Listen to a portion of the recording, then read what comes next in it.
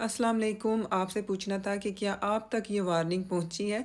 कल यूके के military chief sir Patrick ने पब्लिक को एक वार्निंग दी है और उन्होंने कहा है कि रशिया के साथ यूके हो सकता है वार करे, हो सकता है जंग करे उनके साथ, लेकिन यूके की जो आर्मी है, जो मिलिट्री फोर्स है, वो काफ़ी कम है।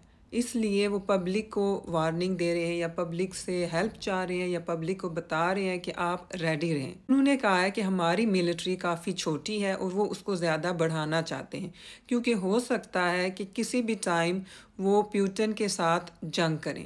और जब वो जंग करेंगे तो क्योंकि यूके की आर्मी बहुत कम तादाद में है, तो उनको पब्लिक की हेल्प चाहिए। तो पूरी नेशन को सामने आना चाहिए और उनको मिलिट्री की हेल्प करनी चाहिए।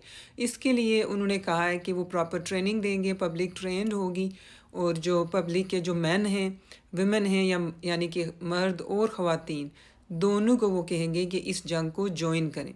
कल की जो उन्होंने कॉन्फ्रेंस की है, जो उन्होंने स्पीच की है, उन्होंने इसमें वार्निंग दे दी है जो ब्रिटेन मैन हैं और वुमेन हैं कि उनको रेडी रहना चाहिए, उनको किसी भी टाइम ट्रेनिंग दे सकते हैं।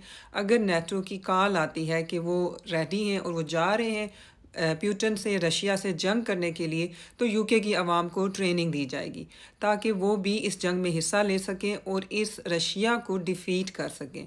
अब ये कुछ सेंस बन रहा है कि कुछ अर्सा पहले इन्होंने कहा था कि मोमबत्तियाँ वगैरह सारा कुछ स्टॉक कर लें, क्योंकि कुछ भी हो सकता है, वेदर की वार्निंग या जो भी, तो लाइट जा सकती है।